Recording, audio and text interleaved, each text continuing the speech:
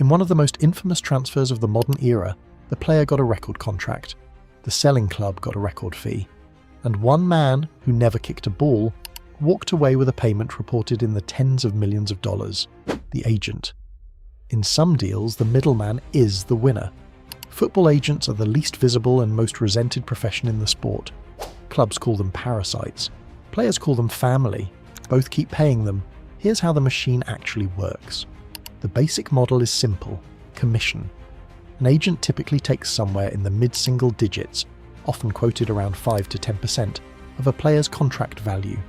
Star player signs for $20 million a year over 4 years. The agent's cut across the deal can run into the millions. Nice business. But the basic model is not where the fortunes are made. The fortunes are made in the structure.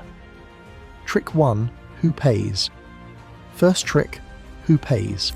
In football, unlike almost any other industry, the agent's fee is often paid by the club, not the player. Clubs bake agent fees into transfer budgets as a cost of doing business. English clubs alone have disclosed hundreds of millions of dollars in agent fees in a single year. The players get the glory, the clubs pay the invoice, the agent bills everyone. Think about how strange that actually is. Imagine a real estate agent whose commission is quietly folded into the price the seller charges, so the buyer never even sees the line item. That's the default arrangement in football, and it's precisely why fee disclosures always look shocking when leagues finally publish them. The money isn't hidden because it's illegal. It's hidden because nobody in the room has an incentive to make it visible, least of all the person collecting it. Trick 2. Dual representation. Second trick: dual representation. In many deals, one agent formally represents both the player and the buying club in the same negotiation. Collecting from both sides of a deal, he's supposedly negotiating against himself.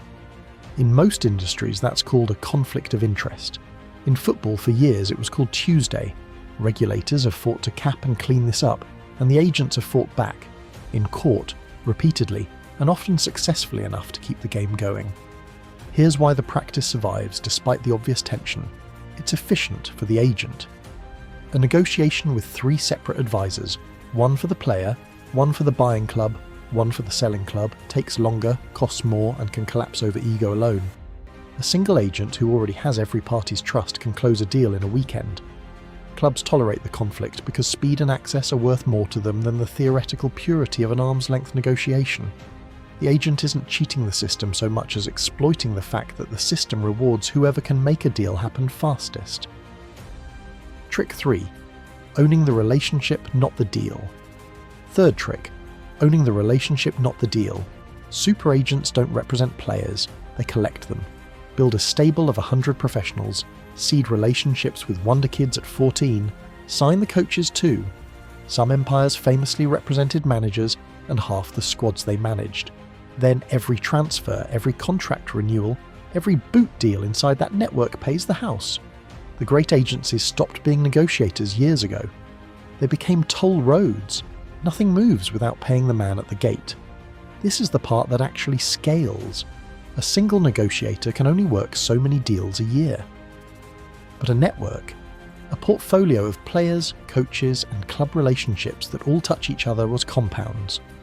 A manager appointed at a club suddenly has a preference for players from his own agency's roster. A young player's path to a first-team debut runs through a coach who owes his own job, in part, to the same agency.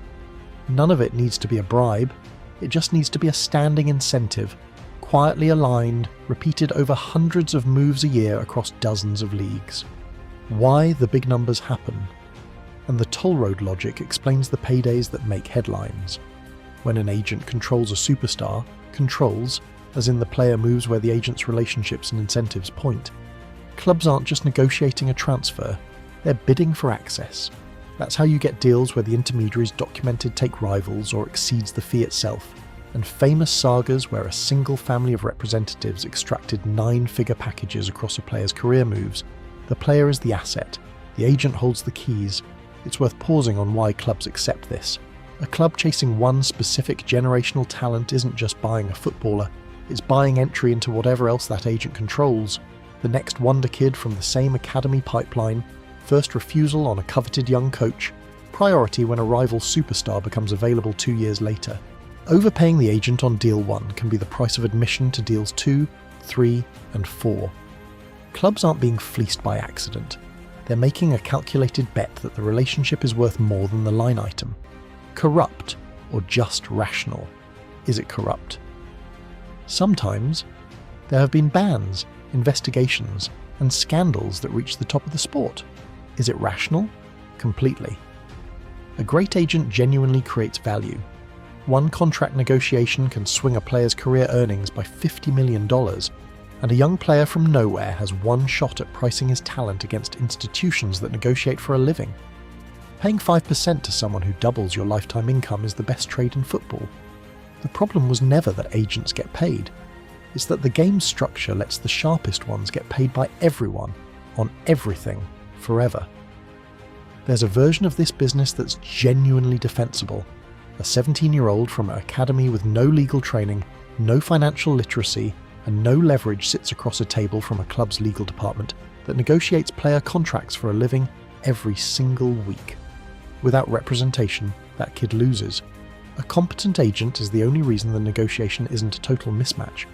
The critique isn't that agents exist, it's that the same mechanism built to protect an outmatched teenager has been scaled into a system where a handful of super agencies now sit on both sides of nearly every major deal in the sport, collecting regardless of outcome.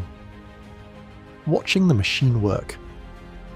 So the next time a transfer saga drags across your feed for 6 weeks, the leaks, the U-turns, the mystery bidders, understand what you're actually watching. That's not chaos. That's a middleman building an auction. And auctions, as any agent will tell you over champagne, are where sellers get rich. Every leak serves a purpose. A rumoured interested club isn't just gossip. It's a second bidder in an auction that might otherwise have only one buyer. A sudden, the player is unsettled story isn't emotional spillover. It's pressure applied to a current club's valuation. None of this requires anyone to lie, exactly.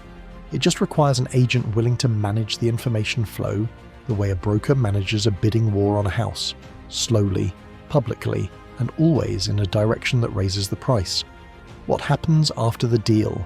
The agents take their cut of the contracts, and the money keeps moving whether the player's career is rising or falling. But what happens to the player's share of that money afterward is its own shocking story, and it's arguably the more important one. The uncomfortable truth is that the same industry structure that makes agents wealthy rarely extends the same financial sophistication to the players themselves. Careers are short, often over by the mid-30s, sometimes far earlier through injury. Earnings are front-loaded into a narrow window, taxed heavily, and frequently mismanaged by the same entourages, family members, and advisors who are supposed to be protecting the player's interests in the first place. A huge percentage of professional footballers face serious financial difficulty within just a few years of hanging up their boots, some losing effectively everything they earned across an entire career. The agent's toll road doesn't stop collecting when the player's career winds down, it simply moves on to the next client. The player, meanwhile, is left holding whatever's left of a decade of income, often without the financial literacy, the diversified advisors, or the safety net to make it last a normal lifetime. That video is next, and the numbers are brutal. Would you like it?